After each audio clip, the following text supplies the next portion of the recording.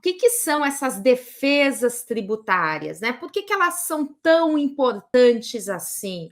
Como eu disse, todo mundo que pensa em advogar, pelo menos a maior parte das pessoas que pensa em entrar na advocacia tributária, vai focando na recuperação de créditos tributários, vai focando nas teses tributárias, afinal de contas, as teses não deixam de ser uma porta de entrada para esse universo, uma forma de você apresentar uma oportunidade ali para o cliente.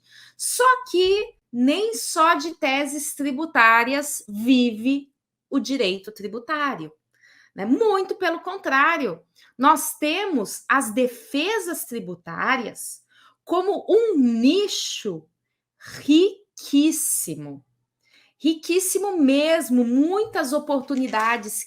Por quê? Porque além da medida, que é aquela iniciativa do contribuinte de ingressar com a ação para recuperar o que foi pago indevidamente, e que, claro, é ótimo, é excelente, eu disse que nunca vai acabar, porque sempre temos cobranças indevidas, mas além disso, o contribuinte que tenta fazer tudo corretamente, ou mesmo por uma impossibilidade não faz corretamente, seja por desconhecimento.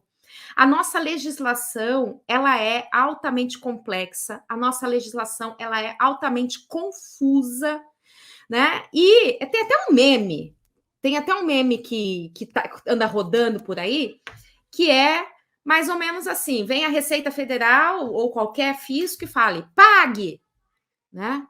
Aí ele fala assim, tá, mas o que eu tenho que pagar?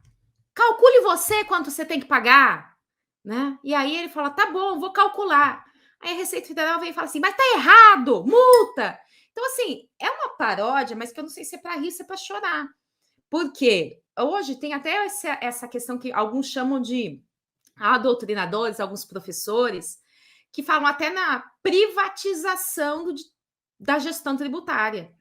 Por que privatização? Claro que é entre aspas esse privatização, né? Porque cabe ao contribuinte conhecer a nova lei, conhecer a instrução normativa, interpretá-la, identificar os fatos geradores, calcular o tributo devido, preencher os documentos fiscais e fazer aquele recolhimento. E no meio desse caminho, acontecem erros. Ou acontecem divergências de interpretação entre o fisco e o contribuinte. Ou o contribuinte não tem recursos para pagar aquele tributo e realmente deixa de pagar aquele tributo. E aí ele sofre uma autuação fiscal. Então, ele precisa de advogados especialistas para que possam fazer uma boa defesa desse auto de infração. Ou ainda, quando eu estou falando em defesa, estamos falando aqui em defesas tributárias no âmbito administrativo, que é essa defesa dos autos de infração. Mas a gente também fala em defesas na esfera judicial. Por quê? Porque muitas vezes ele, por desavisado, por algum motivo, né? Muitos não têm conhecimento das oportunidades, né? Falo de que pode fazer essa defesa administrativa, que essa defesa administrativa é vantajosa para ele, mas muitos não têm esse conhecimento. Aí faz de qualquer jeito, às vezes deixa de fazer, vai parar onde? Vai parar numa execução fiscal.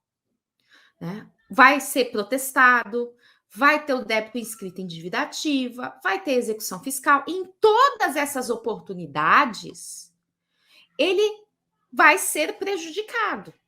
Ele precisa de alguém para defender os seus direitos. Mesmo quando ele deve? Mesmo quando ele deve. Já recebi essa pergunta, né? Parece tributarista, né? A mesma pergunta que às vezes os criminalistas, né? E o Luiz Felipe aí é da área do penal também. Recebe. Não, mas se o cara for culpado, você defende ele assim mesmo? Né? E se o contribuinte for culpado, dever o tributo, você defende ele assim mesmo? Ele tem direito ao devido processo legal. Ele tem direito ao devido processo legal. E a punição adequada. Exatamente. E ao trâmite adequado.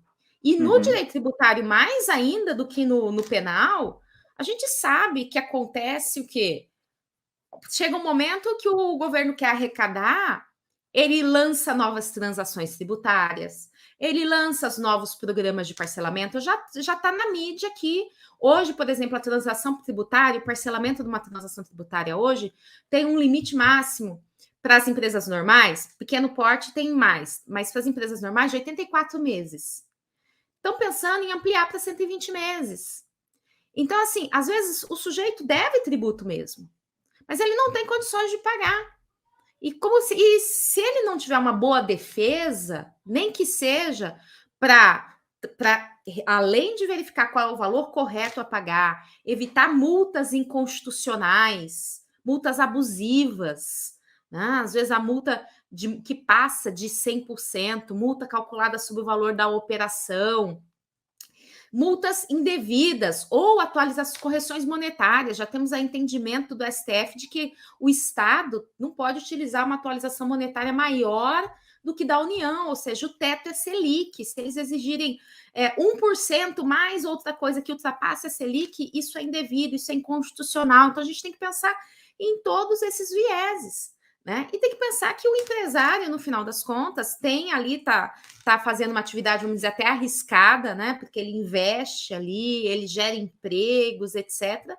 E, às vezes, com uma boa defesa, ele consegue dar continuidade à sua atividade, continuando dando empregos, até que chegue um momento de um refis da vida, de uma transação tributária, de fazer um parcelamento que ele tenha condições de pagar, né? Ou se nós estamos em execução fiscal, às vezes o fisco quer penhorar o faturamento dele. Se penhorar o faturamento, ele quebra.